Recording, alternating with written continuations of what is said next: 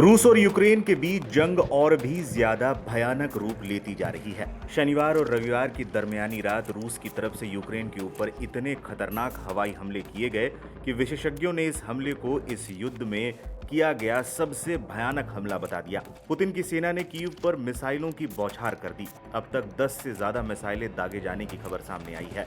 रूस के इस हमले से यूक्रेन में कोहराम मच गया। रूस की न्यूज एजेंसी के मुताबिक इन हमलों के बाद कीव में 13 भूकंप के झटके महसूस किए गए। वहीं 10 हमलों में 19 से ज्यादा लोगों के घायल होने की खबर है, जिन्हें आनन फानन हॉस्पिटल में भर्ती कराया गया है। बैलिस्टिक मिसाइलों से किया अटैक। कीव की मीडिया के मुताबिक रूस ने बैलिस्टिक मिसाइलों से यह हमला किया।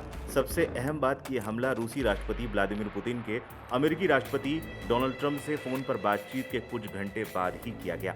दावा तो यहां तक किया गया कि हमले के बाद पूरे इलाके में हवा जहरीली हो गई, लोग सांस तक नहीं ले पा रहे थे। कीव पर पहली बार इतना बड़ा हमला। रशिया टुडे के सूत्रों के हवाले से बताया गया कि कीव पर पहली बार इतना बड़ा हमला किया गया। रूस ने यूक्रेन को दहलाने के लिए इस तरह का हमला किया है। हमले के बाद से ही कीव में आग की बड़ी बड़ी लपटें देखी गई। स्थानीय मीडिया के मुताबिक रक्षा विभाग ने लोगों से अपने घरों के दरवाजे और खिड़कियां बंद रखने के लिए कहा था। सबसे ज्यादा जिस बात ने पूरी दुनिया को हिला दिया वो ये कि रूस के हमले के बाद कीव में 13 भूकंप के झटके महसूस किए गए। कीव के खिलाफ अग्रेसिव क्यों हो गया रूस? हाल के दिनों में रूस ने कीव को लेकर अग्रेसिव रुख अपनाया हुआ है और लगातार हमले भी कर रहा है।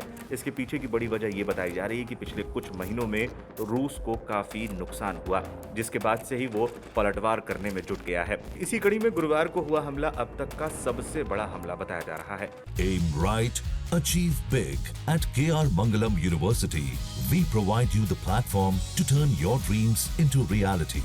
At KR Mangalam University. इस हमले के बाद ईरानी मिसाइलों की भी चर्चा शुरू हो गई है। यूक्रेन के साथ युद्ध शुरू होने के बाद से ही ईरान रूस को बैलिस्टिक मिसाइल और ड्रोन देता रहा है। रूस ने ईरान के साथ ड्रोन्स को लेकर एक बड़ा समझौता भी किया था। इन हमलों के बाद ईरान के बैलिस्टिक मिसाइलों की चर्चा फिर से शुरू हो गई है।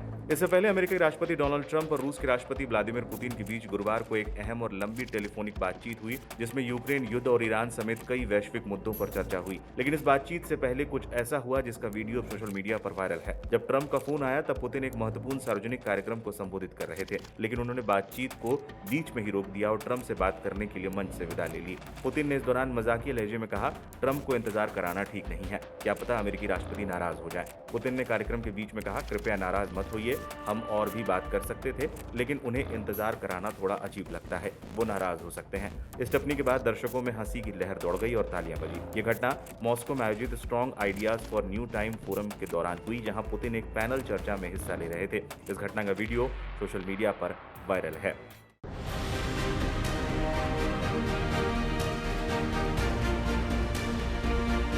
ईरान और इजरायल के बीच चला भीषण युद्ध भले ही कुछ समय के लिए रुक गया हो, लेकिन ईरान युद्ध स्तर से अपनी तैयारियों में जुटा हुआ है। युद्ध में मची भयंकर तबाही के बावजूद ईरान ना तो डरा है और ना ही कमजोर पड़ा है, बल्कि जिस तरह से वो इजरायल के साथ साथ अमेरिका को आंख दिखा रहा है, उससे तो साफ हो गया है कि ईरान अब झुकने वाला नहीं है, बल्कि दोनों शक्तिशाली देशों के साथ दो दो हाथ करने के लिए तैयार बैठा है। यही वजह है कि ईरान ने फिर से युद्ध में उतरने की तैयारी शुरू कर दी है। अब सवाल उठता है कि आखिरकार ईरान ने इस तरह की तैयारियां क्यों शुरू कर दी हैं? तो आपको बता दें, ये तैयारी ईरान इसलिए कर रहा है, अगर सीज फायर टूटता है तो इजराइल पहले की तरह ईरान को नुकसान ना पहुंचा पाए। इसलिए सबसे पहले ईरान ने मोसाद के नेटवर्क को खत्म करने का मिशन शुरू कर दिया है। पूरे ईरान में सर्च ऑपरेशन चल रहे हैं, ताबड़तोड़ गिरफ्तारियां हो रही हैं। एक ही दिन में 50 से ज्यादा संदिग्ध पकड़े गए हैं। दूसरी तरफ ईरान ने समुद्र में अमेरिका से निपटने की तैयारी भी शुरू कर दी है। हॉर्मोज की तरफ माइंस रवाना की गई हैं ताकि जरूरत पड़ते ही हॉर्मोज को बंद किया जा सके। सूत्रों के मुताबिक ईरान में मोसाद का नेटवर्क फैला हुआ है। अपनी ही जमीन पर जासूसों का ऐसा जाल जिसे तोड़ना ईरान के लिए बेहद जरूरी है। ईरान के मिशन का दूसरा ठिकाना है विशाल समुद्र, जहां दुश्मन की लोकेशन पता है, इरादा पता है, लेकिन जंग की शुरुआत अभी नहीं हुई है।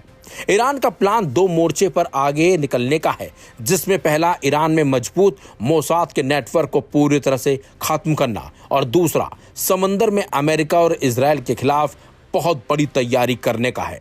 Aim right, Achieve big at KR Mangalam University. We provide you the platform to turn your dreams into reality at KR Mangalam University.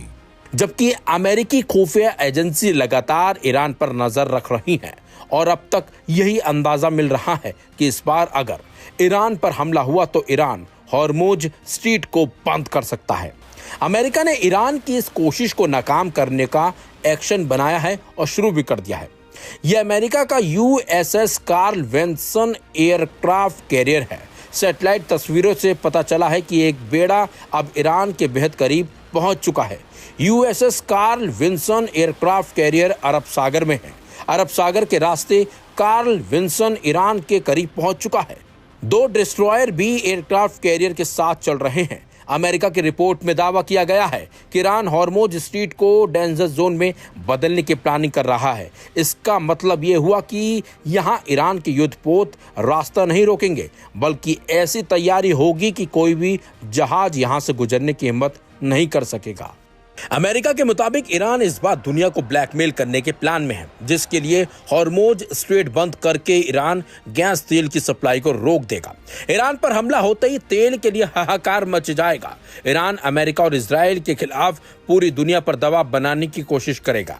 Iran जानता है कि हॉर्मुज बंद होते ही पूरी दुनिया के सामने अमेरिका को जवाब देना मुश्किल हो सकता है। बता दें आपको, हॉर्मुज स्ट्रेट बहुत अहम रूट है। ये फारस की खाड़ी और ओमान की खाड़ी के बीच का रास्ता जिससे अरब सागर जुड़ा है। यहां से दुनिया का 30% तेल गुजरता है। वहीं दूसरी तरफ माना जा रहा है कि ईरान मोसाद के हमलों का बदला लेना चाहता है, क्योंकि मोसाद ने भी छिपकर ईरान पर हमला किया था। मोसाद लगातार सीक्रेट तरीके से हमला कर रहा है। समुद्र के रास्ते ही मोसाद एजेंट के समुद्र में आने का शक है। रिपोर्ट के मुताबिक ईरान के बंदरगाहों पर मोसाद की मजबूत पकड़ है, इसलिए समुद्र में माइंस ले जाने के प्लान का खुलासा भी हो चुका है। ईरान इस बार हर प्लान बेहद गोपनीय तरीके से बना रहा है। यहाँ तक कि ईरान के वॉर कमांडर का नाम भी गुप्त रखा गया है, लेकिन मोसाद ने भी ईरान को सोशल मीडिया के जरिए चौंकाया है। हमें सीक्रेट वॉर कमांडर के नाम की जानकारी मिल चुकी है। खत्म अल अनबिया केंद्रीय मुख्यालय की पूरी जानकारी है। ये मोसाद ने ईरान को जानकारी दी है। फिलहाल ईरान ने अब इजराइल के साथ साथ अमेरिका को भी घेरने का प्लान तैयार कर लिया है। ऐसे में देखना भी काफी दिलचस्प होगा कि ईरान का प्लान कितना और कैसे सफल हो पाता है, क्योंकि अमेरिका और इजराइल भी किसी से कम नहीं है।